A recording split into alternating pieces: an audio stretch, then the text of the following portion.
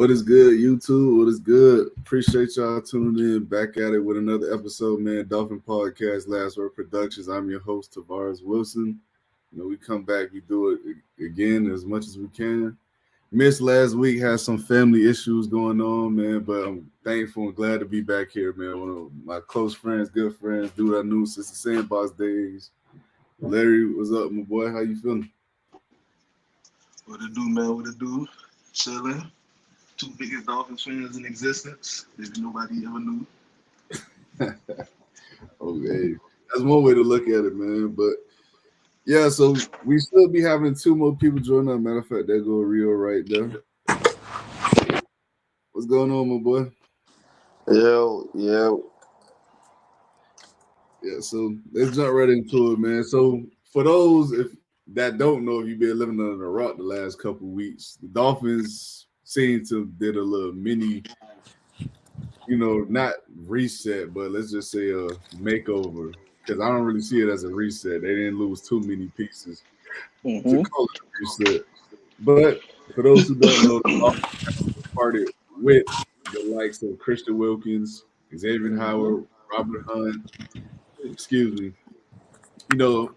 Brandon Jones, Andrew Van Ginkel, multiple players have left the team via free agency or, cut, whatever the case may be. So first and foremost, let me start with you, Larry. We'll get matter of fact, you go ahead first, or you get your thoughts on that.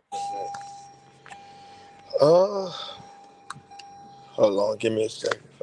Let Larry go first, cause I'm trying to get these headphones in. I'll go ahead and go first, man. So what was the question? Question is, what's the pieces that the Dolphins have lost, or they just, you feel me, departed from? There we go. I do feel as if it was I could say that this free agency was a loss in a sense of production and depth, but I do feel as if this is a replaceable offseason. I don't feel too bad about how the offseason went.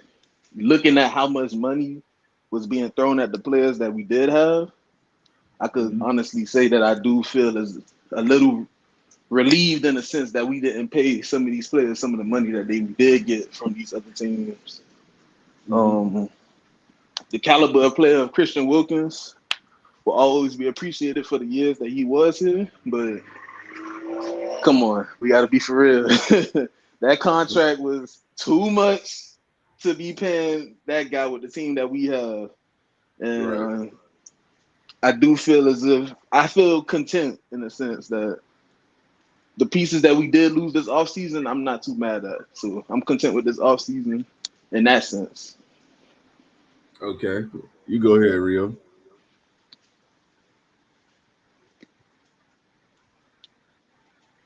I think he's still trying to find his mic. But all right, so I'll just We good. Oh, you good? All right. But for me personally, man, I feel like there's no sugarcoating, there's no other way around it. The team got worse, in my opinion. I don't think you could look at it any other way than just saying that the team is not in the same win now mode that they were the last 2 years because you lost a lot of talent. And whenever you lose a lot of talent, to me, in my personal opinion, is never a good thing. And it's not just the talent they lost, it's also the leadership and the snaps that need to be replaced now. Because when you look at a guy like Robert Hunt, and I've said this multiple times, pound for pound, Robert Hunt was probably your best offensive lineman. He just probably was. Out of in terms of the production, the quality of play, and the consistency on the field in terms of always being available and playing at a pretty high level. He did that better than any lineman we've had the past 4 years. And it is what it is. He signed a big contract. Congrats to him, man. Wish him the best. Same thing with Christian Wilkins. You can make a legitimate argument that he was your best defensive player. I mean, you can, because Ramsey being out for as long as he was out, Javon Holland missing the games he missed. Christian Wilkins was an Iron Man. He didn't miss games. He was productive. So it's like it's hard to just replace not only the talent, but it's hard to replace the player who takes no plays off, misses no games. You get what I'm saying? Like, you have to not only replace the talent, but the durability and the consistency. And that's where the issue really resides with this team because this team, as we've seen the past couple years, aren't exactly built to last through the season, it seems. Guys are consistently and steadily getting hurt. So, from that perspective, I think the team got a lot worse, not just in terms of talent, but the players who you could depend on week in and week out to play. So I think, in my personal opinion, that's what hurts more than anything. You go ahead and get your thoughts, Rio. Uh, what's been going on so far? Uh, I wouldn't necessarily say I'll be mad at everything that happened so far or any of that, but it was kind of crazy to see T-Dog go, Christian Wilkins go, and Robert Hunt. But I mean, we had to get him out of there, or we was gonna have to pay him a lot more money. And from what I'm hearing, the guys that we did pick up, I don't know if it's true or not, but I heard they took sort of kind of some pay cuts to get over because they see the potential in what we got going on, which is kind of promising. But also, it's like I don't know. We'll see how it goes. But so far, I mean, so far so good. To be honest, we just need it's a couple more pieces we need, and then I'll see what we do in the draft to see how everything else goes. But yeah, Okay. it's been all right. It's been all right. I wouldn't say good or bad. It's been all right so far. Okay. All right, that's fair. I think that's fair. So that's gonna move us into our next topic, though. So the next topic is I just want y'all overall thoughts since Rio brought it up. What's your overall thoughts on the free agency moves they have made, the players they brought in, and would you consider them winners or losers of the offseason so far? You go ahead first, Larry. Um, if I'm being honest, do I say that we are winners? No. But I wouldn't totally say we're losers either. Only in the sense that I feel like we got quality players for the money that we did go out and spend. I don't Mm-hmm. feel as if I don't feel as if productivity would be an issue versus, like you said earlier, the snaps and the plays that these players did make on our squad. Christian Wilkins, Andrew Van Ginkel, Brandon Jones 2 years ago, I'm gonna say before he got injured. Hmm. These are guys who got reliable. Let me not put Brandon Jones in the same category with Wilkins, but they have productivity out there, and to replace those snaps is going to be very crucial. And I feel as if that we did go out there and get a lot of depth versus getting the splash, big spending type deals out there. You get what I'm saying? Like we didn't go and get a 5 year, $160 million dude, no. But we did get a lot of 2 years, 15 million, 3 years, 20 millions, 1 year, 7 million type players who will come in and produce and be productive in our defense and our offense and our special teams. So I wouldn't say we necessarily were losers. I mean, we weren't necessarily winners, but I wouldn't say we were losers either. That's why I gave you the C- grade, C grade when you asked me about how I felt about free agency. Okay. You go ahead, Rio. Uh, I I want to say I love the Kendall Fuller trade, but I like it. I would like to see what he can do, on the opposite side of Ramsey. And I also see that they're making the strides to fix the goddamn problem in the secondary. And I Mm-hmm. would like to see another signing. I'm not gonna lie. When I seen it when I was at work on the big screen at work about Legarius Sneed, I was pissed. I was kind of pissed. I'm not gonna lie. At the Titans, I feel bad for him. Honestly, it ain't even like I'm mad that we didn't get him, but it was more of I feel bad for him because now it's like he not gonna be on that He's not gonna be on a good defense. He's not gonna be on a good defense how the Chiefs was. He got players around him, so we're gonna see what he really can do on his own. But I feel like his production might drop. I don't know. I just feel like it might drop. But yeah, I like the Kendall Fuller trade. I like the Shaquille Barrett trade. I Okay. wouldn't like, yeah, that was a good one. That's something we needed, real. Like, Mm-hmm. especially him, we needed that for real. We needed that. The linebackers we brought on, I like Jordan Brooks. Let's see what Mm-hmm. he could do. I like it That was too. a good filler. I'm not gonna lie, that one was a good filler. Like, from Baker, he Mhm. might give us more production. Like, I want like don't get me wrong, Jerome Baker did his dollar, but I feel like he may could give us a little bit more production than he had.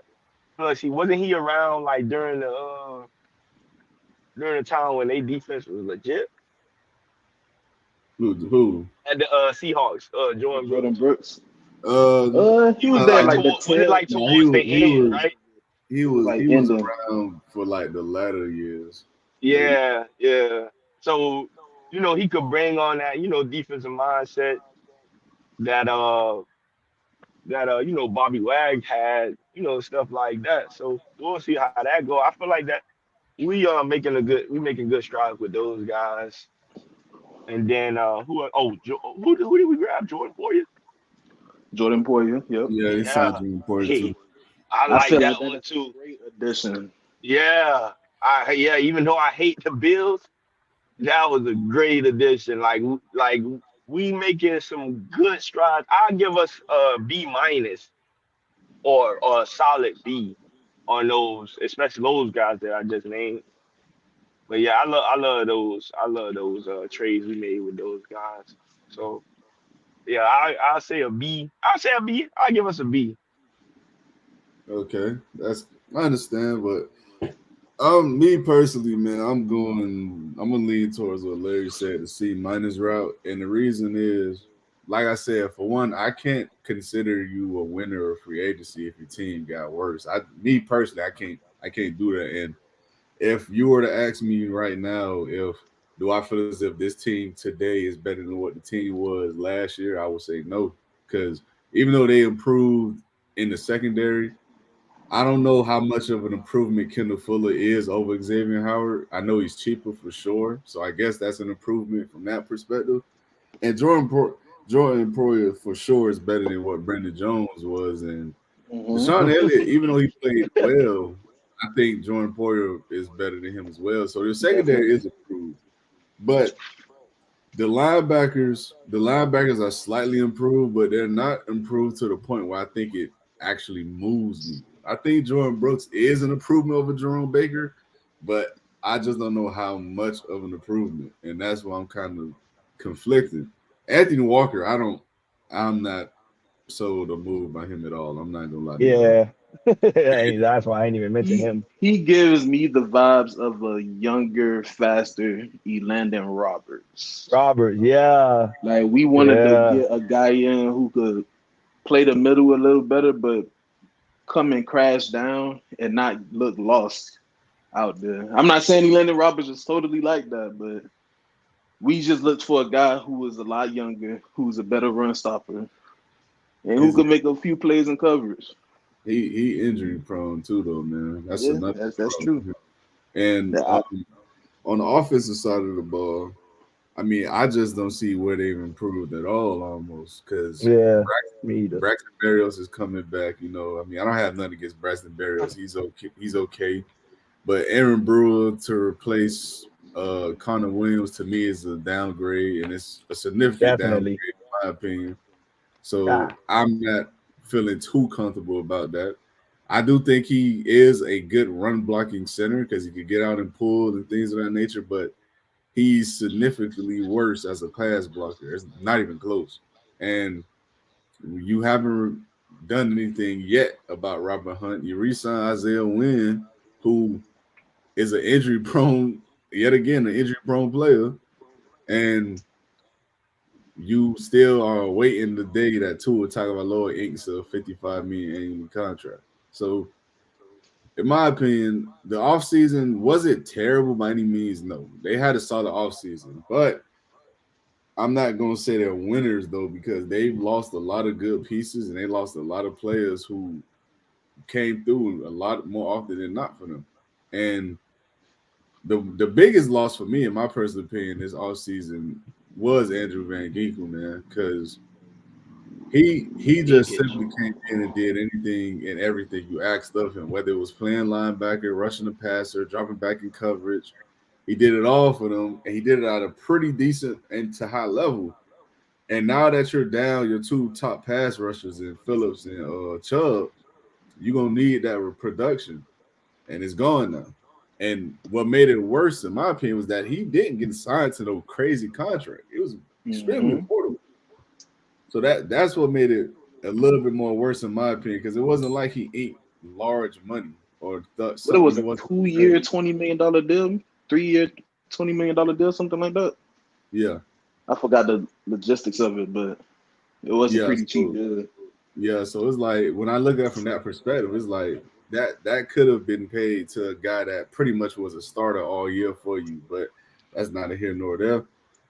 So I get him a C minus, man. Me personally, so being the fact that we talking about, excuse me, the free agent moves, the signings, the trades they've made, things of that nature. Let's talk about the man at the helm who be making these moves, Chris Greer, and I want to get y'all opinions, man. Because listen, I've been on this train for about 2-3 years now, saying this dude got to go. So I need y'all opinions on whether or not you all not only think he should leave, but do you trust him to do this soft reset that they seem to be putting in place? Because they're gonna have some. Hold on, let me before y'all answer that. Hold on, let me read off the draft capital they're gonna have because they got some compensatory picks. They got some comp picks from the signings they got. So Uh-huh. if if the draft was tomorrow, right, this will be the picks the Dolphins will have. They'll have a first, they'll have a second, they'll have 3 thirds, they'll have a fourth, Ooh, 2 5s, a six, and 2 7s. I like that. I hope we don't trade So on our picks. so you go ahead and start it off first, Larry. What do you trust Chris Greer to make this rebuild or this slight rebuild happen? No, I do not. And I'm gonna sit here and tell you why. I don't feel like he could lead this team to do anything in the realms of future playoffs, young development, making the right choice, because I've only seen him make wrong choices the entire draft process for the past my whole life. So, Chris Greer coming in to this draft process with this amount of picks, I'm not going in April 25th with the highest expectation. April 26th, April 27th. I'm not going in being excited. I'm going to be excited, but I'm not going to be excited at the fact that he's going out making these phone calls to these players and telling them like, "Hey, I think you're going to do something for this squad," because I don't think he can do anything for this squad. And I'm gonna sit here and tell you a couple examples, as I don't want to talk too long. That's all good. Go ahead, my boy. We got 2 hours to kill. You go as long as you want. To be honest with you, bro, he's dropped the ball many times. Twice with finding a franchise quarterback, finding cornerstones on the defensive side. It's too many it's too many what ifs and what are you doings, and not enough, oh my God, what a great pick. Baltimore fans have the utmost privilege of praising their GM Ozzie Newsome, because he makes nothing but great selections for a franchise that's not only young but caters to what the team needs. Just like teams like the Seattle Seahawks, or let's even say an in division team now, Buffalo Bills, makes Mm-hmm. great decisions in the draft and gets great production out of their players, while we sit here and we draft Tua Tagovailoa over Justin Herbert. We sit here and draft I knew you was Noah gonna be. Ig. We draft Noah Igbenogany over Grant Delpit, Xavier McKinney. Didn't Xavier McKinney just sign a Yeah, max deal for yeah, with safety? Green He's the Bay. highest paid. All right, so we already see that was a dud pick, right? Mhm. You have nothing but talent. Talent. It's almost as if the scouts go out there on Chris Greer, him, and just say, "Hey, bro, we're gonna go out here and get the worst of the worst, talent wise, and we're gonna put them at the top of our draft board, and let's see how they pan out in our offense or defense." Because sitting here watching Chris Greer make make bad call after bad call after bad call, it's starting to get nauseating, bro.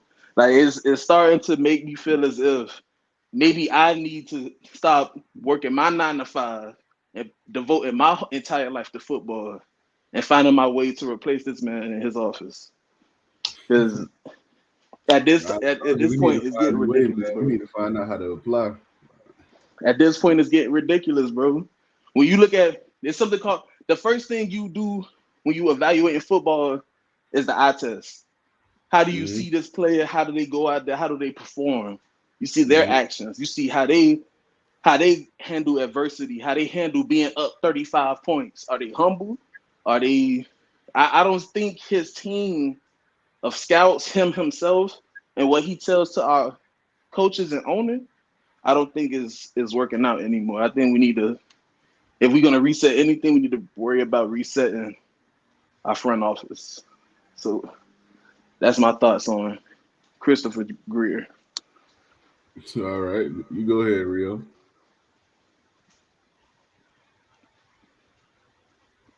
You there, Rio? I don't think you there. Yeah, so let me just say this, man. For one, I've been on this train for about 2, maybe 3 years now that Chris Greer needs to go. I've been on that. I've been on that train of thought for the last 2, 3 years now, and I'm even more so in that space now. And I'm gonna tell you exactly why. So Y'all can first hear off, me? let's go back to what you say, Rio? Y'all can hear me now? Yeah, we Yeah, I hear get you, you. bro. Man, I was talking the whole time. My bad. Go ahead though. Nah, you good. Go ahead, bro. You go first. Go ahead. I was saying, damn, that's insane. You call that man Christopher. It's Christopher Greer, bro. I don't No, know, but man. honestly though, I'm gonna go off of I'm gonna piggyback with Larry on that one and ditto it. And yeah, I got the P word for him, and he is poops. That man is poops. Time to He's not go. gonna get it done, bro. He's not gonna get it done.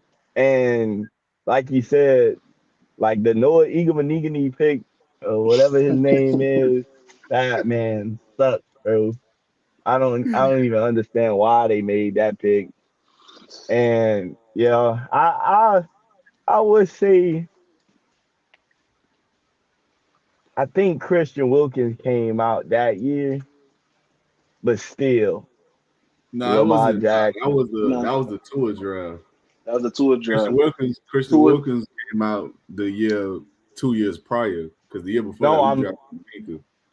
no, but I'm saying we grabbed Christian Wilkins and that was the same draft Lamar was in. Yeah. Yeah, yeah, That's yeah. what I was. That's what I was bringing up. Oh yeah, I don't yeah. really care too much about the Jay Herbert pick. Y'all already know how I feel about that. The Lamar Jackson going 32nd in the first, Mm-hmm. that was insane. That was insane. So honestly, I don't know. He might have Elmo out there in his ear when the draft is around or somebody, but it ain't it. And honestly, I don't feel like he gonna use everything the right way. Maybe, hopefully he does, but I don't see it happening. I'm gonna be going into the draft like, oh, let's see what this dude do now. Let's see how bad he can mess it up now. So Right. yeah, I honestly feel like, yeah, that's what it's gonna be. it may not even be what we think it is.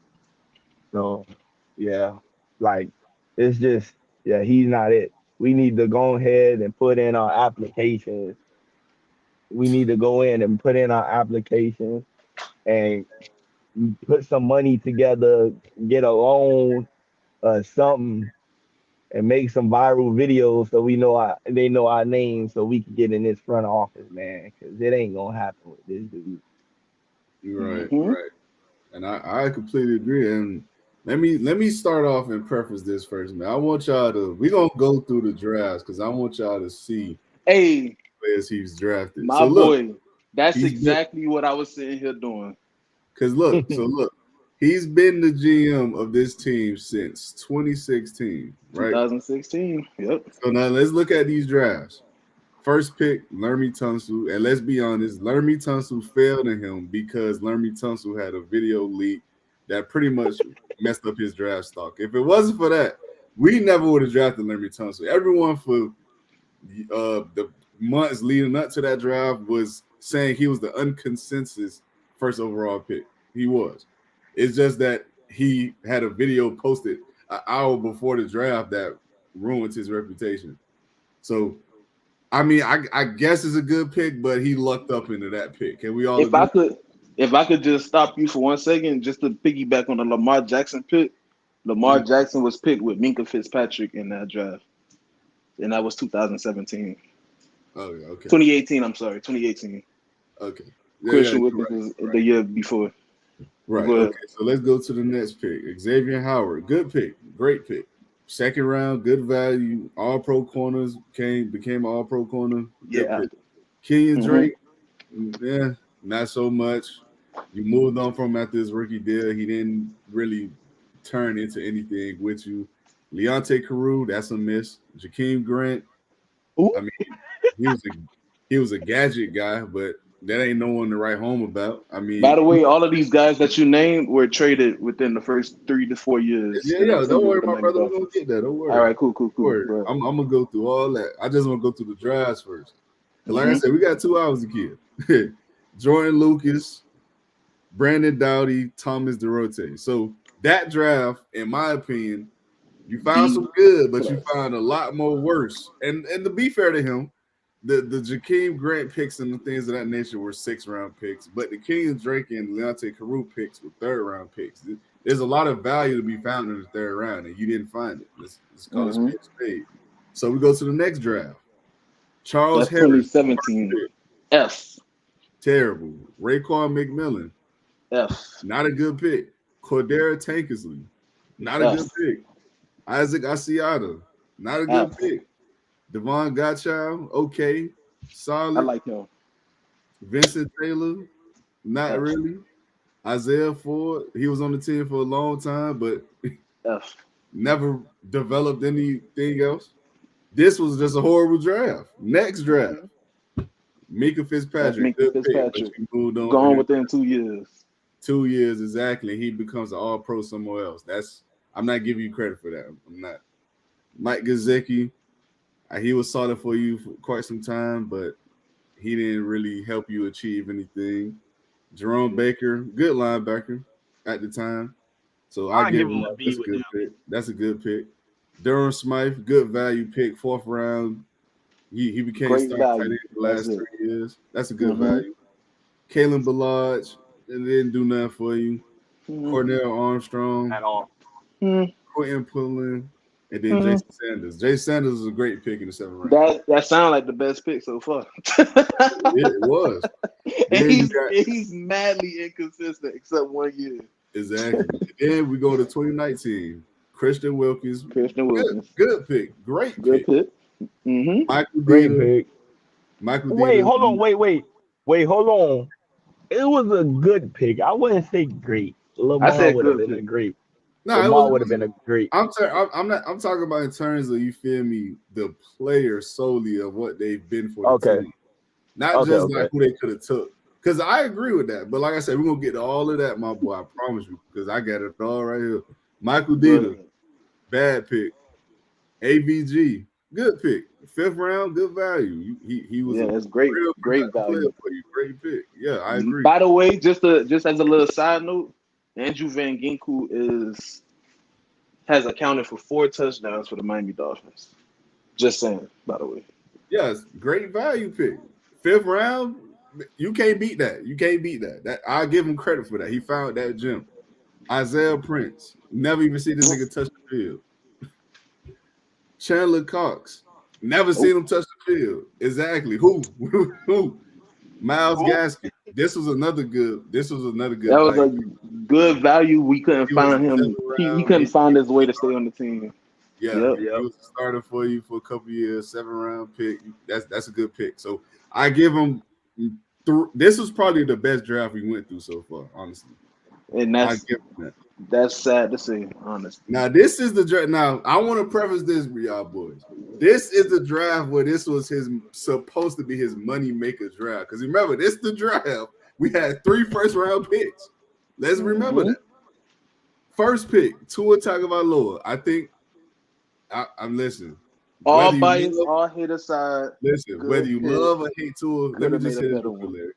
Whether you love or hate Tua, bro, do we feel as if he was worth the 5th overall pick? No. That's the question. And listen, I'm a Tua. Larry know this. I'm a Tua guy. I love Tua, but I can't say he was worth the top 5 pick. You feel me? When we've seen so many other guys pan out and do greater things, bro, and it's hard to give him that. Like I give him a benefit of the doubt. His first 2-3 years, he wasn't really, he wasn't really given a real shot because of the situation he was in. But it was more value there, man. It was a lot more value there. Then after that, you got Austin Jackson. Not a good pick. That's not a good pick. I mean, he's getting better though. He's getting better for sure, to his credit, because he's better at the right tackle than left. But the thing is, his pick was a ripple effect. You feel me? Because if he would have worked out, they wouldn't have to go out and sign Teron Armstead, and they wouldn't be having to deal with him and his injuries every other week and this bad contract he has now. It was a ripple effect. So, to me, in my opinion, that's not a good pick, man. The Noah Igbenogany pick, we don't even got to talk about that. Because I could bring up. We know what it is. So that's 3 first-round picks, and we all just said at best they were okay. You just said that. That's, to me, that's a fireable offense right there. And then you go into the next rounds. Robert Hunt, good pick. Raekwon Davis. Raekwon Davis. I mean, yeah. Okay. Brandon Jones in the 3rd round was solid. Solomon Kinley, not a good pick. 4th round, I get it, but you brought him in to compete for a starter position. And he started. Yeah, he did start, but he couldn't lose weight. Like that's literally, he couldn't lose weight. Jason Strawbridge, yeah. Curtis Weaver, yeah. Exactly. Blake Ferguson, and then Malcolm Perry. I mean, again, this is a draft where you had, let me see, 1, 2, 3, 4, 5, 6, 7, 8, 9, 10. You had 12 picks. I'm sorry. Go ahead. I'm sorry, but that Malcolm Perry pick was like fucking dumb. Then the man it was a 7th rounder. They was just trying to find something at that point. He played for the Navy or something like that. Yeah, he played for the Navy. You're right. Wait, what's his name? What was his name again? Malcolm Perry. I forgot about that dude. All right, so 21 draft. This one we drafted. This was probably the best draft in terms of value. Like you drafted Waddle first, even though I've said this multiple times. Y'all know great pick, T. Y'all know how I feel, man. I'm a Jamar Chase.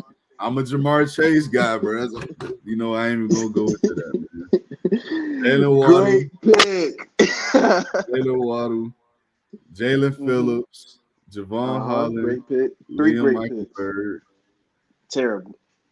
You moved up to get Liam Eichenberg. Let's not forget that. You moved up to get him. Hunter Long, you moved up to get him. He's not even on the Larnell team. Coleman and Jared Coleman. Dotes. Damn. 3 great first picks. Terrible picks to follow. Sounds like the Miami Dolphins. And then we get the 20. Let's do 2023 and 2022 together because they didn't have a first round pick in either one of these. So I'm gonna just group them together because they only have 4 picks in total in both drafts. So 2022, they had Channing Tindall, Eric Izukama, Cameron Good, Skylar Thompson. 23, they had Kale Smith, A-Chain, Elijah Higgins, and Ryan Hayes.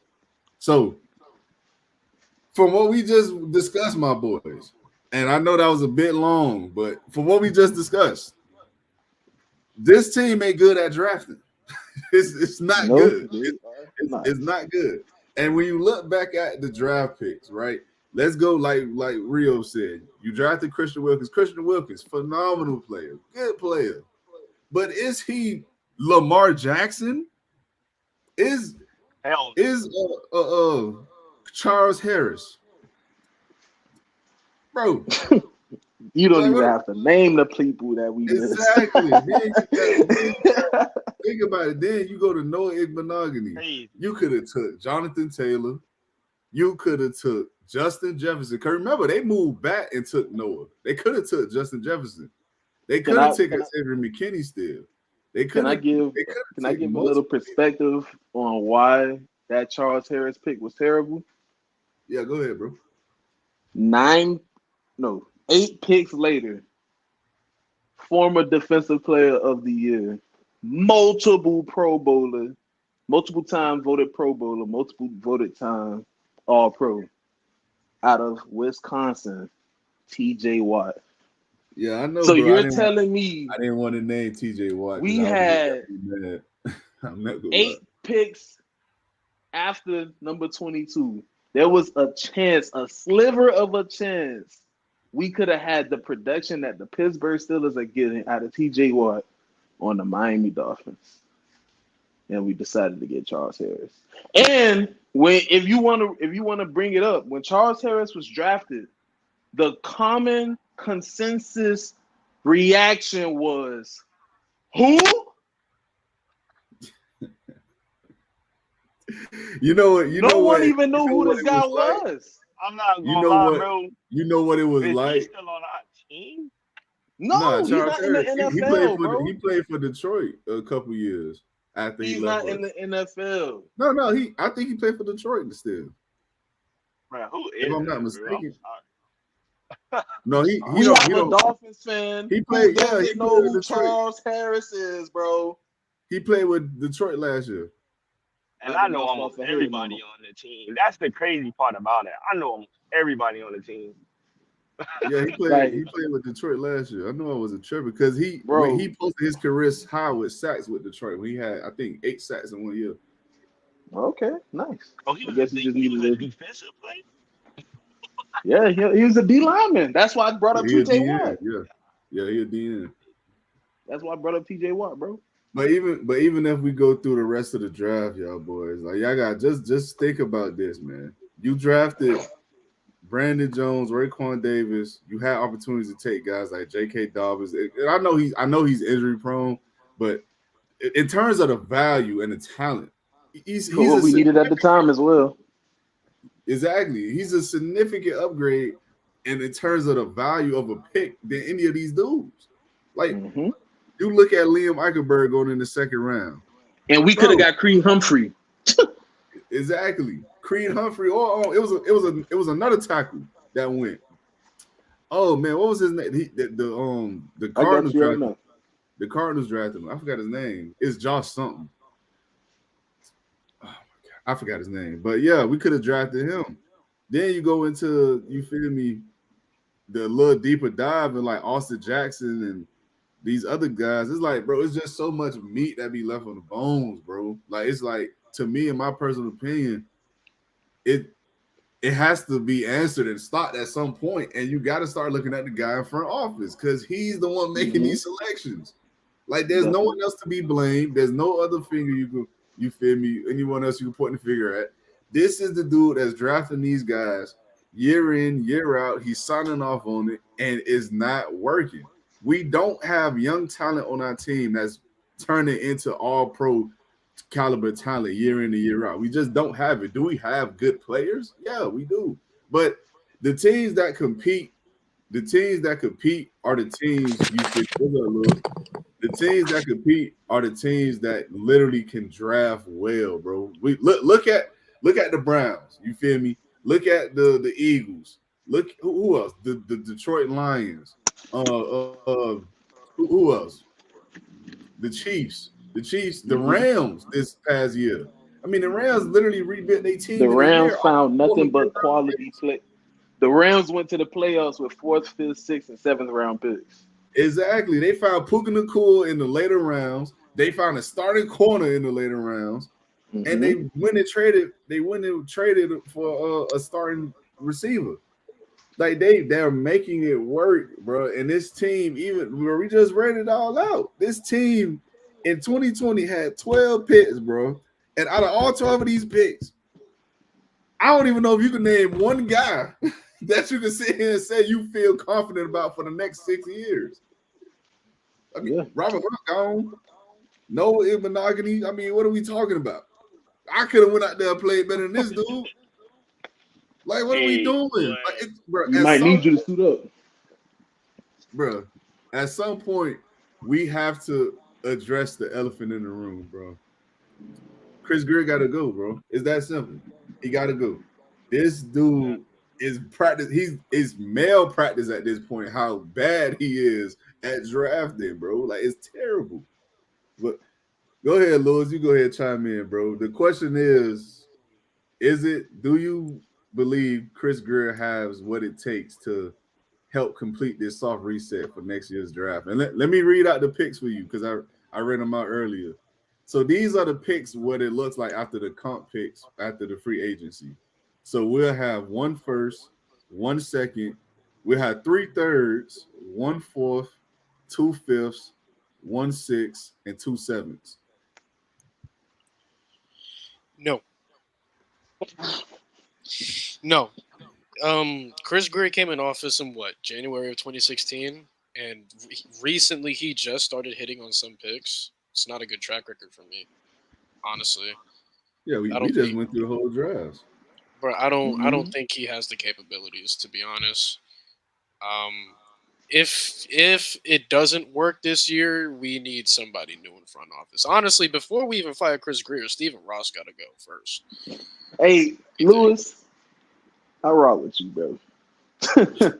I rock with you, bro. Because that's my biggest problem. I think it's the head honcho. It's always been Stephen Ross. It's been Stephen Ross for I quite some mean, time now. the only reason why I don't be tripping on the owner, bro, because you quite literally can't do anything about the owner unless they sell. So I don't complain about ownership because it's like, what can you do about it?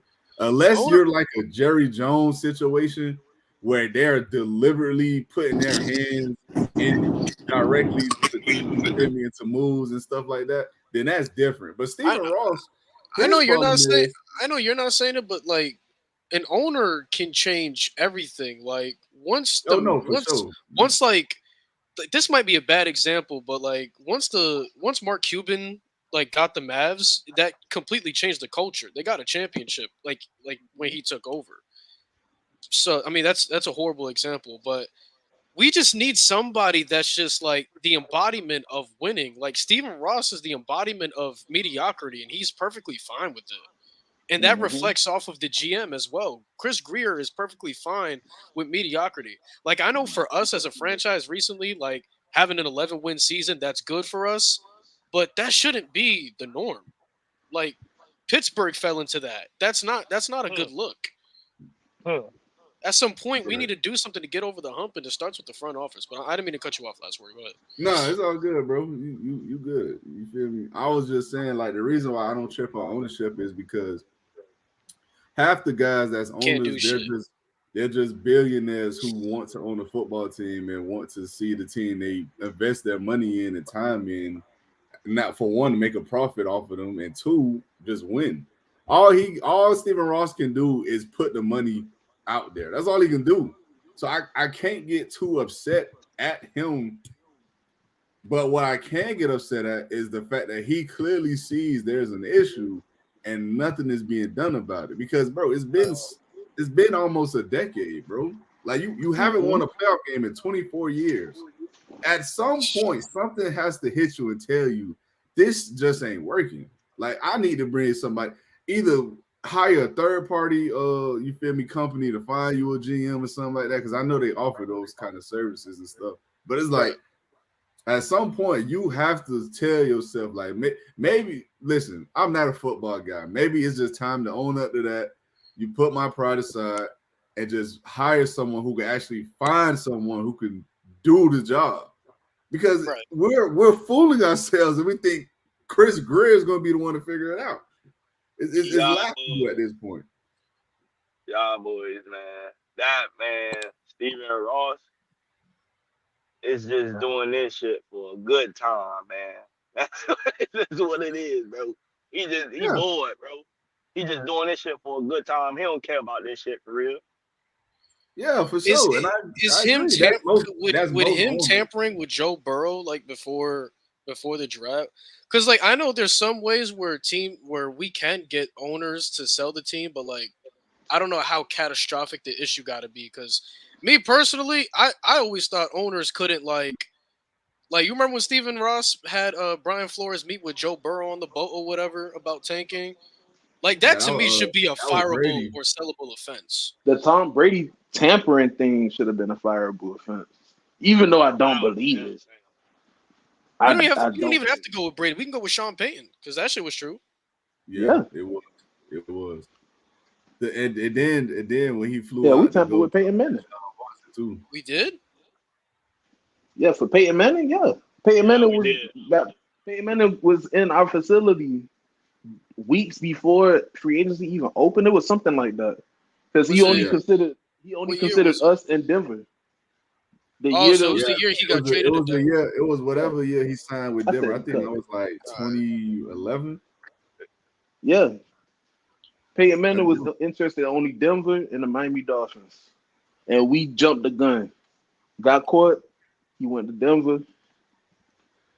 The rest is history. We always miss out on the great quarterbacks. Peyton Manning, Drew Brees, Lamar Jackson, Justin Herbert. Lamar. Nah. Don't add Justin Herbert, bro. What you mean? You can even add Matt Ryan to that list because Matt Ryan was right there. You can't. We drafted we can't. Yeah, because we drafted. That was the year they drafted Jake Long. Jake Long, right?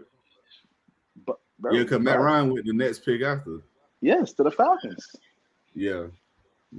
That's how many? 7, 8 potential franchise quarterbacks. Yeah, it is. It's shit is ridiculous. And then it's crazy. At this point, it's ridiculous. You drafted converted receiver turned quarterback though. Exactly. With the number 7, 8 pick? Come on, bro. Gang, you traded when we had the number 3 pick. You traded with San Francisco, and I love Jalen Waddle, but we could have had Jamar. We could have had Kyle Pitts. We could have had Devontae Smith. And don't forget the best right. True, because I wanted Kyle Pitts. Don't forget the best right tackle in football right now, Penei Sewell, boy. I don't tax Jalen Waddle too hard because I love Waddle. He's been good for us, but it just pains me to know we could have had something better. Out of those players, he's the worst player of the group for sure. Who? We could Jalen Waddle. Oh, I'm glad you're admitting that, man. Jamar Chase, Kyle Pitts, Penei Sewell. I gotta, because bro. At the end of the day, that's saying a lot because Jalen Waddle's still pretty damn good. Exactly. I'm a fan, but I'm gonna be real. But it's like what I say all the time, bro. It's a difference between good and special, bro. And you gotta go after the special when it's there, man. Shit. Can you imagine how good this fucking O-line would have been if we had Penei Sewell, bro? All 3 of them are special, bro. Bro, I'm being so serious. Yeah, and that's what I'm saying. Like I think people don't see this is the problem that the Dolphins have, in my opinion. They don't look for cultural game changers, bro. They're not looking for the guys who, you feel me, are coming in who oozes confidence and talent, and they just like you feel me, they come onto the scene and just off bat, they're the guy from the jump street, bro. Like, bro, if you turn on the film and you look at what Jamar Chase did his rookie year, bro, Larry, we was Beating watching Marlon Humphrey, when he top torched corners in the Marlon Humphrey NFL. for 200 yards. We was watching it live. Like, this, bro, it's certain things you just can't coach, bro. He wake up like that, dog, and you can't miss that when it's there.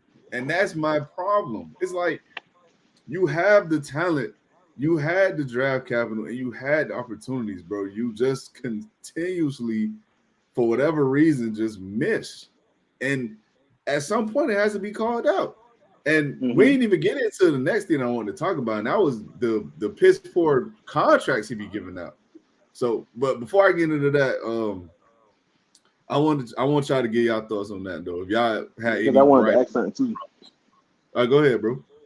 Yeah. Just real quick. Just speaking on that same draft, would you rather have Jamar Chase, Penei Sewell, or who was the Kyle Pitts, or the draft compensation that the San Francisco 49ers gave us with a new GM, not with Chris Greer in the same place we had? If we had that same offer from the San Francisco 49ers, would you take those first round picks in the next year's second, or would you take Jamar Chase, Penei Sewell, or Kyle Pitts? That's kind of tough because with these first rounders we traded, the only like true hit was Tyreek Hill. that's Bradley Chubb is like he's not. It depends who the GM is for me. It kind of depends who the GM is. The only downside of that trade is we don't get Tyreek Hill, but I mean, if you look at what Jamar is, like that's top 5. I'm about to say, man, Jamar is what, that's 20, top 5. 23, 24 years old. Yeah, that's he's a top 5. Borderline top man, 5. Jamar Chase, man, it kills me when you draft that, man. I ain't gonna lie to you. But it's gonna kill me seeing how Kyle Pitts gonna perform with fucking Kirk Cousins throwing on, man. Yeah, we gonna see, man. But we gonna see. But let me go off into the next thing of why I think it's time to move on from Chris Good, man. And y'all could add to this, but me personally, the contracts he gives out, and it literally boils my blood, and I think it's just downright disgusting that people continuously call him a genius because he gets out of contracts. Listen, this dude gives out bad contracts every single season, bro. Every season is without fail. We could go back to when Brian Flores was here, when he paid Kyle Van Noy, got cut after a year. When he paid Eric Flowers, got cut after a year. He paid Shaq Lawson, got cut. Emmanuel Ogbo was one of the highest paid DNs, and he was a healthy scratch for you. Then, like, bro, like we could name multiple contracts, bro, and it's just not working, bro. And it's asinine because it's like at the end of the day, you not only can you not draft, but you're not that great at signing free agents either. Like that's what make it crazy because it's like, bro, what does he have this job for in here? Because like outside of a couple trades here and there and a couple signings, because I'll admit I was a huge fan of the Byron Jones signing when they signed him. I like the Byron Jones signing.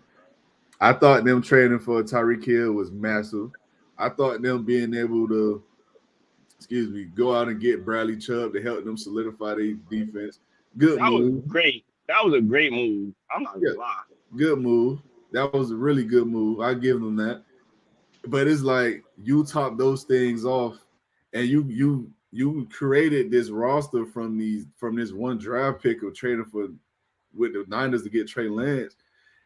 But the Niners have been to multiple NFC championships after that and the Super Bowl. And you have yet to win a playoff game. So who really won the trade? Like who really won the trade? Same thing with the Texans. Everybody was bragging about how we got a hell of a haul for Lermy Tunsil. But meanwhile, the Texans winning their division and winning playoff games. And what the hell we doing? We losing the division with 5 games left in the season. Like at some point, bro, I'm like, this dude not a genius. If he was a genius, it would have worked out by now, but it's not. So it's like at some point, bro, we got to be honest, dog. You go ahead, Lewis. Call a spade, bro. Anything I else you mean, might want to the problem. I don't know. I feel like we have a culture where guys just don't want to be here. You know what I mean? Like, I feel like the guys sign here and they're like cool, and then a bunch of them want to leave because the culture. I mean, how many times have we heard from people that have like coached in Miami or played for Miami and have said Miami's fucking lazy? That's not a type of culture people want to be in, no matter how big of a contract they sign. add? And Right. that all goes with the front office. Like, as much as some of us like to shit on Brian Flores, I do believe the shit he was saying about everybody being lazy is true. Don't nobody want to Nah, put for in the hard sure. work. It's credence to that for sure. Because let's not forget, and Larry, I told you this before too. Like, let's not forget, Jerome Baker came out and said that himself. Like, he was saying, like, a lot of guys, I didn't have a problem with Flores' style of coaching. Yeah, he was tough on you, he was hard, he made you work hard, but he was saying, like, that's a part of the game. He pushed you to be better because he wants you to be the best version of yourself. A lot like what Vic Fangio was doing. But they alienated these dudes and painted them out to be the bad guys because they felt like they were too hard on them or whatever the case may be. And Jerome Baker said it himself. He said a lot of guys did not know how to take that. And you feel me, they melted under the pressure. But that's not a here nor there, man. So next thing I want to talk about though, man, I want to get into y'all favorite signings of the season, this off season thus far. So Larry, we'll start with you first, my boy. Who was your favorite move this off season and why? My favorite move this offseason. Yep. I would probably have to go. I know he might say what I'm about to say.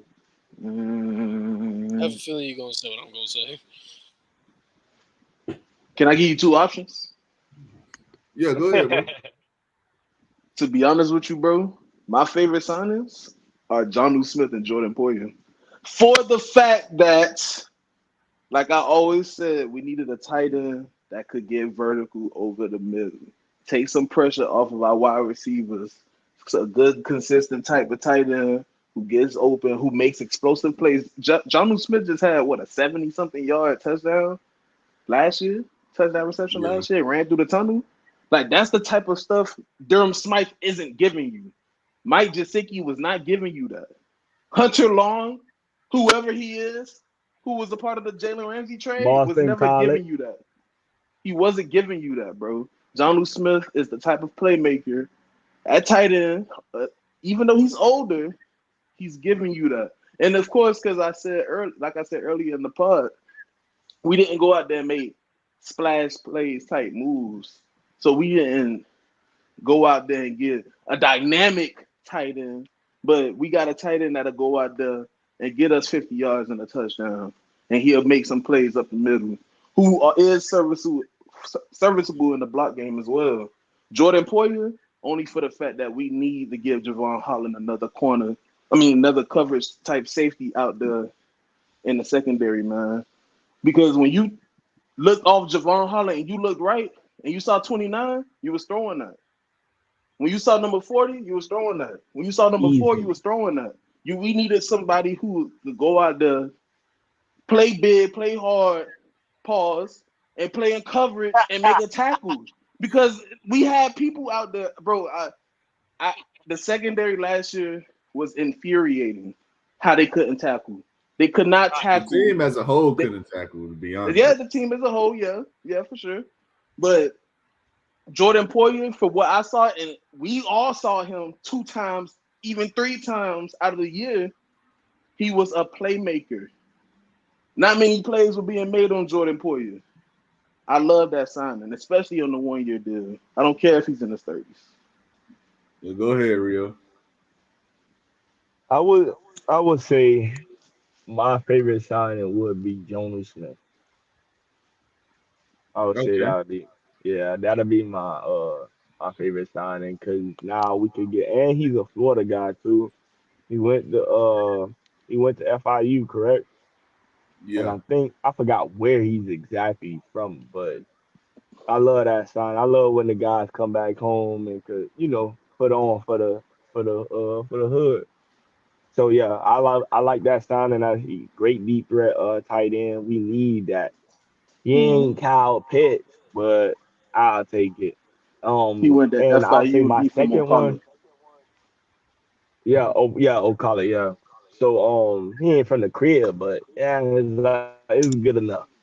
But my second one would be Jordan Brooks. I like that signing. I love that signing. He's a great linebacker. He was a part of the ladder movements of what the Seahawks had going on over there.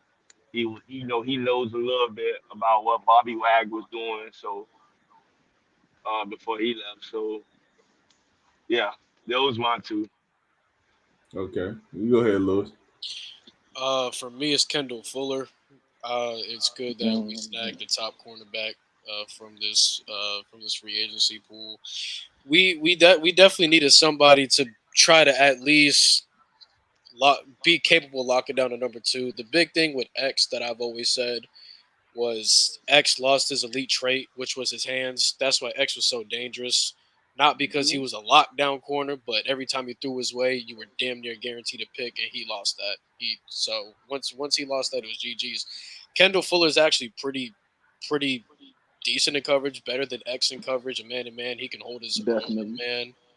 Um, and he's similar to Jalen Ramsey. They're not ball hawks, but they'll make plays though.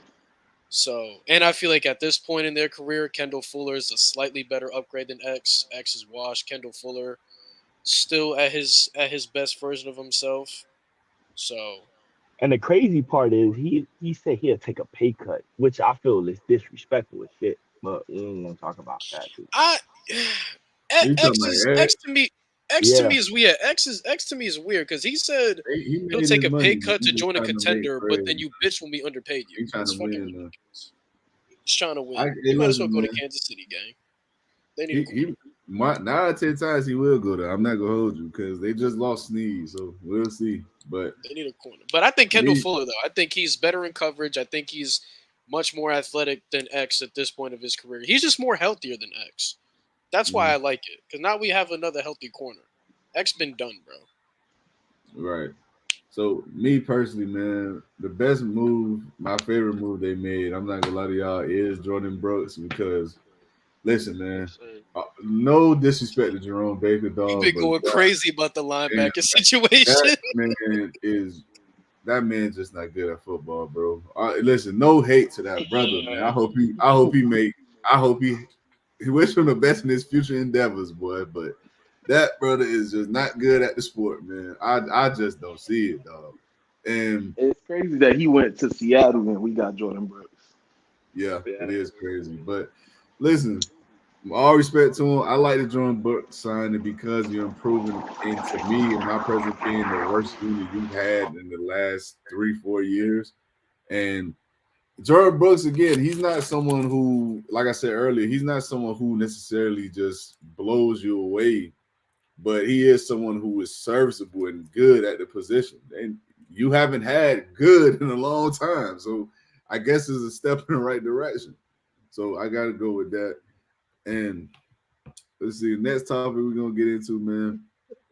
We're just going to talk about the contracts talks, man, for Tua Tagovailoa, man. This is something that I think I hope we the need. Vikings trade is true. I'm sorry, I had to say it.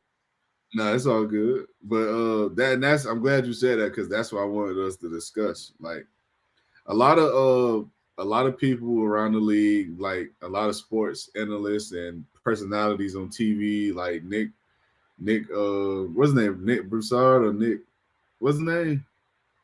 I Nick forgot his Broussard, name. No, that's Chris Broussard. I Chris forgot Nick's Broussard. last name. I forgot his name, but the Chiefs fan, him, Stephen A, couple other Nick guys. Wright. Oh, Nick Nick Wright. Wright. Nick There we Wright. go. Yeah. I There was we like, go. what I the don't know why I fuck? couldn't think of his last name, bro. I was thinking of him and Chris Broussard at the same time. But so a lot of people come out and said that there's a possibility that the Dolphins can trade Tua to the Vikings and possibly take Michael Penix or another Can, young quarterback. can I Go speak ahead. on Michael Penix real quick? Go ahead, bro. Why?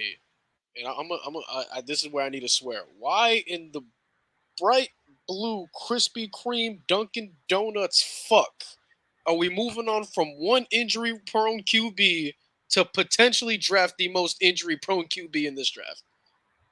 To me, that makes no sense. The only upside is Penix has the stronger arm. But other than that, they damn near got the same durability. Yeah. And I said this earlier to them boys. I don't know how much of an upgrade people think it is. I just don't.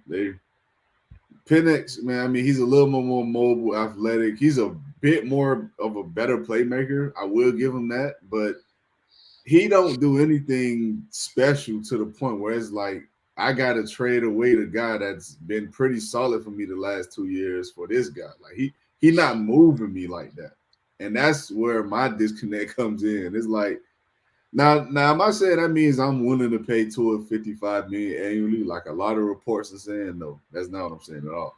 If it was up to me, I would rather just give Tua the 1 year rental, man. Hey, listen, play out this last season in this contract, show what you got, put yourself on, you feel me, advertise yourself, and hey, go from there. And Because if I you already don't, told you I would move on and just draft Shador. That's what I do. I draft yeah, Shador. Hell I was Hell just about yeah. to say, and if you Hell don't yeah. if you don't goddamn show up, and we don't win at least a playoff game, Shador, here you goddamn come. Shador looking kind of nice right now. I ain't gonna lie. Crazy. Listen, look, Yeah, I say Shador, but how are we gonna get Shador if we don't need a top 5 pick to get him? they got to trade up. Listen, this is let me say this. This is This the the proof thing year. about the Dolphins. This is the thing about the Dolphins, man. They have to be willing, and when I say they, I mean Chris Greer and whoever the GM. They have to be willing to do something that they have not done, and that's move up and get a guy. And I'm not when I say a guy, I mean a guy who you know can come in and be better from day one and get you a chance to actually win some playoff games. Now, I'm not saying telling y'all Shador is this all talented quarterback. He's not. But is he a better playmaker and better athlete than what you've ever had at the position?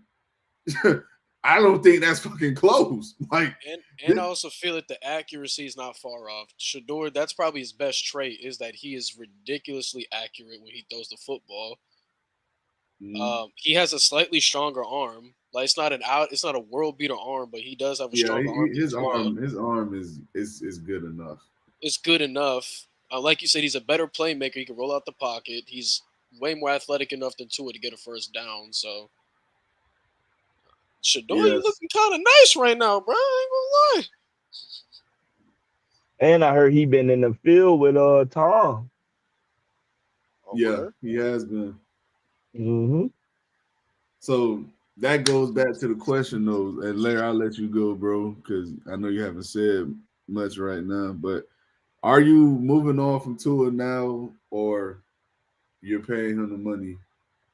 Which is it? And if you are moving on from him, what is your solution? It's on me.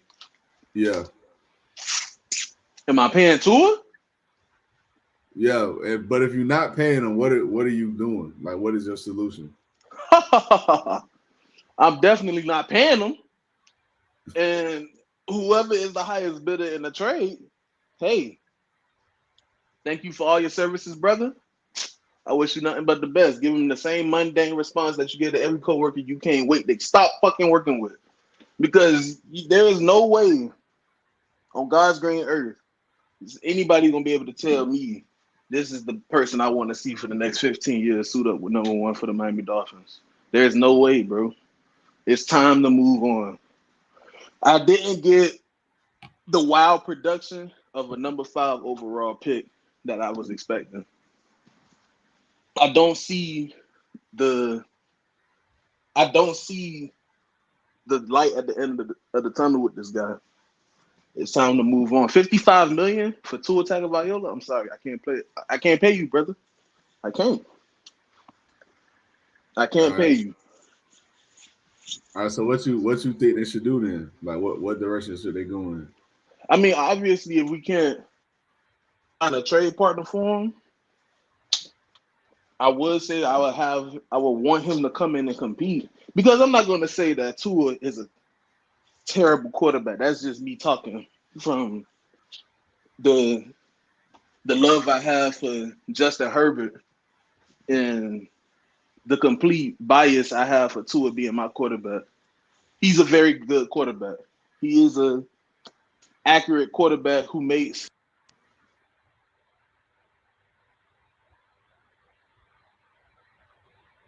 You good?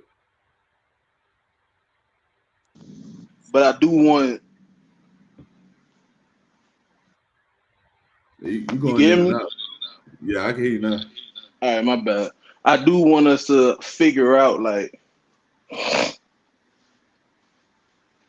how we could get how we could move on from this man, bro. I think it's about that time. Okay. All right. What say you, real? What you will do? All right, y'all. This gonna be my little last spiel before I gotta get out of here. All But right. um, I ain't gonna lie to you. That boy, the P word too. Poops. Gotta get out of here. We don't need him in the building no more. I'm sorry. We need somebody that's gonna get the job done. Like, yeah, he was the passing leader or whatever the case may be. But honestly, I just feel like yeah, he's not gonna get the job done at all, ever. He's never gonna get the job done. I feel like yeah, we should just move on from him, see what people want to trade and just move on, bro. Honestly. But Okay. yeah, that's my spiel. That's my spiel. All right. And I heard you say you was going to head out, my boy. Appreciate you for always coming on. Yeah, yeah, yeah. I had to get out of here early today, but yeah, man, let's we I one thing I wanted to say before I got out of here too, we should do like a little special, a draft special, like either right before the draft or while the draft going on, man. We should do a little special. Oh yeah, we could Yeah. definitely do it during the draft. I ain't got no Hell problem. yeah. Hell yeah. But yeah, man, appreciate y'all boys from having me, man. I'm sorry I had to get out of here a little early today. But yeah, All good, my boy. Be safe. all right, y'all. Yo, yo. Yeah. Yo, yo. But so just to piggyback off what y'all boys are saying a little bit, and just to go into a little bit more deeper depth, me personally, man, I've said this for years now. The past, I want to when we first traded for Tyreek Hill, and I told people this is it for me, man. I'm I'm done giving excuses. I'm done giving reasons why the job not getting done. If it don't get done, you got to move on. And since then, it's been 2 more years, and you haven't gotten the job done. You haven't won a division. You haven't won a playoff game. You haven't been an MVP. You haven't been an All Pro. You ain't been a. You've been a Pro Bowler, yeah, I guess, but Voted in Pro Bowler, by the way. He yeah. wasn't technically even supposed to be there. And it's like, bro, like at some point, I need you to bear fruit from this tree. They traded for you, and not traded for you, excuse me. They drafted you to be the guy, the answer, the one who leads them to the promised land one day. And when you look back at these games and these late game collapses and these late season collapses, he's not showing he deserves this big of a contract and that he's deserving of franchise caliber quarterback treatment. And whether it's the contract, whether it's the benefit of the doubt, whether it's, people wanting to come play with him, whatever the case may be, he has not displayed that at all. And it's because of the simple fact that he's a guy who doesn't seem to be a difference maker on the team, that he needs difference makers around him in order to succeed. And in my personal opinion, that's not what this league is anymore. You need Mm-hmm. playmakers at the quarterback position to compete. You just do. When you look around the league, look who's being drafted. Look who's, you feel me? Look who's the guys that are the top prospects at the position.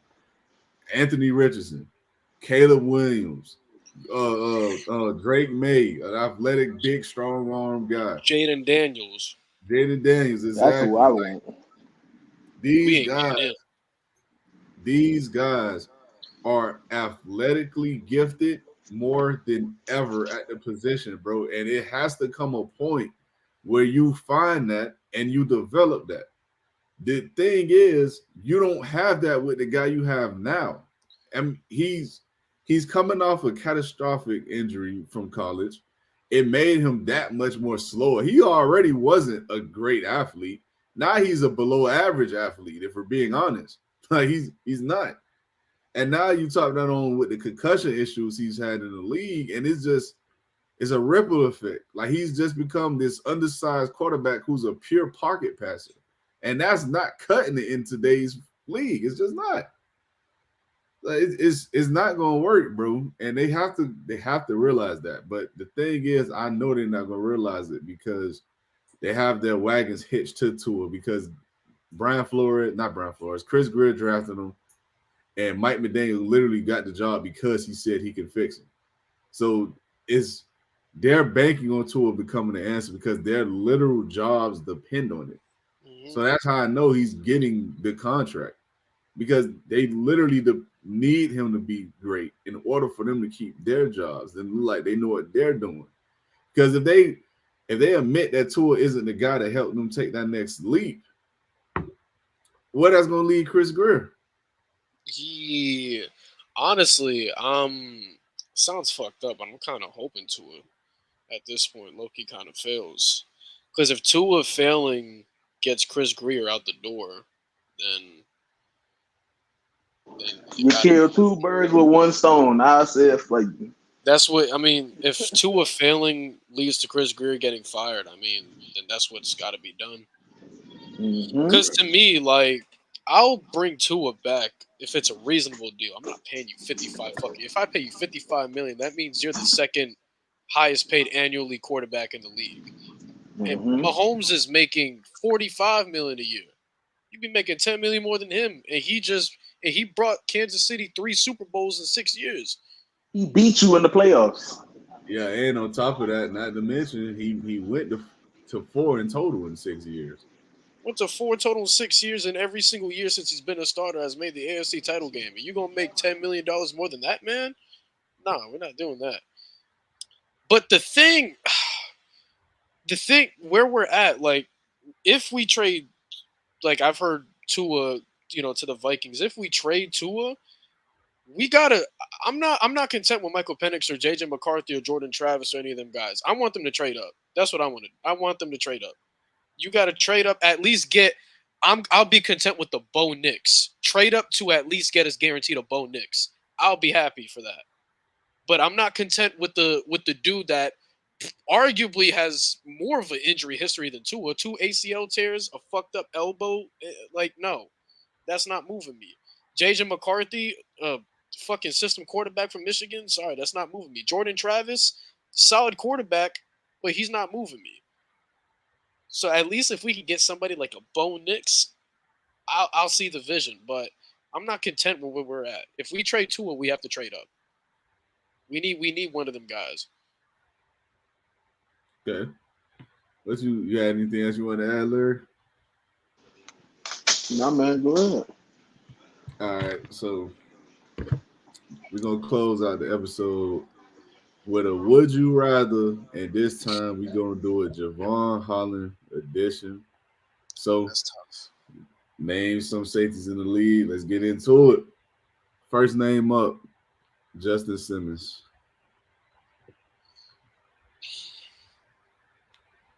Damn. I'm taking Holland, bro. All right. Nah, Justin Simmons. Okay. I think at this point of their careers, it's a bit of an argument, but I still think Justin Simmons is a better player. All respect to Holland. Next name. His own teammate now, Jordan Poyer.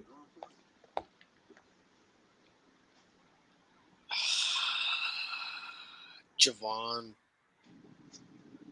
Okay. Who say you, Larry? I'm taking Javon Holland. I'm hoping we get a Kyle Hamilton run from Javon Yeah, with Anthony Weaver. yeah. I'm taking Javon Holland as well. Next name up, Grant Delpit.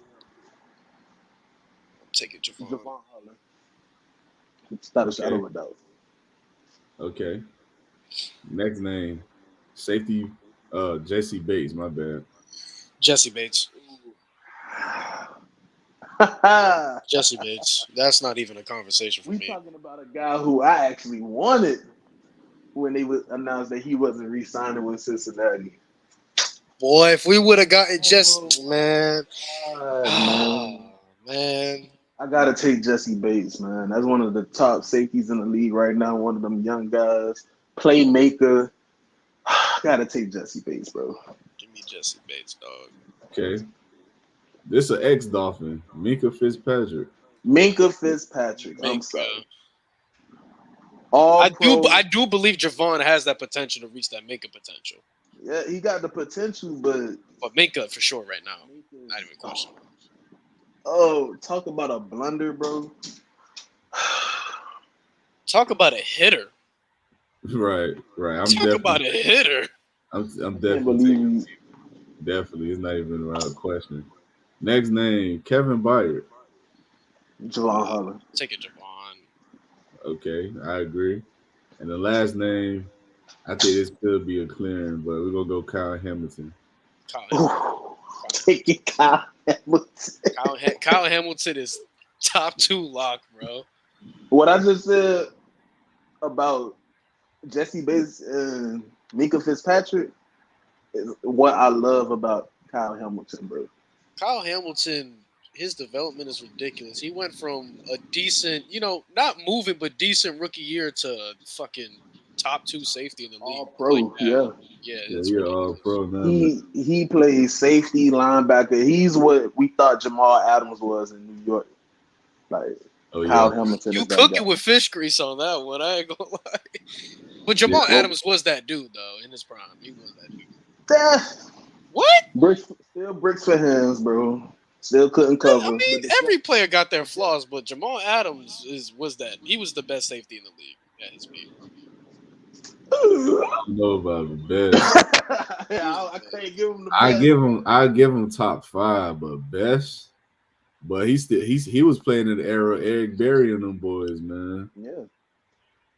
I don't know about best, When but he get traded to Seattle, like 2018 or something like that. So no, not 2018. I'm bugging. 2020, 2019, 2020. I thought Earl Thomas was still better. At that time? Yeah, with the Ravens. Nah. I pick Jamal Adams. Man, Earl was playing good ball for the Ravens, man. He just was more injury prone at that point. But all right, y'all, that's gonna be it for this episode, man. Appreciate y'all boys for tuning in, showing up as always, Yeah. man. So you go ahead first, Lewis. Let the people know where to follow you, man. So y'all see my cartoon TikTok, and this is my YouTube as well. I just hit over 300 today on YouTube with my cartoon. So Lewis Knows Tunes. That's my cartoon TikTok. My sports TikTok, Super Mighty Mouse Lou. Gonna get back to posting on there soon. But always appreciate Last Word having me on, talk about the Dolphins, venting about them because they put us through pain too much. For sure. You go ahead, Larry. Hey, appreciate you for having me on, man. All I got, Matero Verde PSN. Anybody want to play Madden, Call of Duty, anything. That's about it, man. Dolphins to the Super Bowl. I hope. Can we win a playoff game first? Yeah, man, we need some, but Can we win a division? Can we win the division first? They need to do something at this point. It's been too long. But y'all be sure to always tune in to the channel, man. Last Word Productions on all platforms, across all platforms: YouTube, Facebook, Twitter, Instagram, TikTok, whatever, however. I'm everywhere. Just look the name up. I promise you'll find it. Appreciate y'all, boys. I'll see y'all next week, man. Yes, sir. Man, appreciate it. Yep.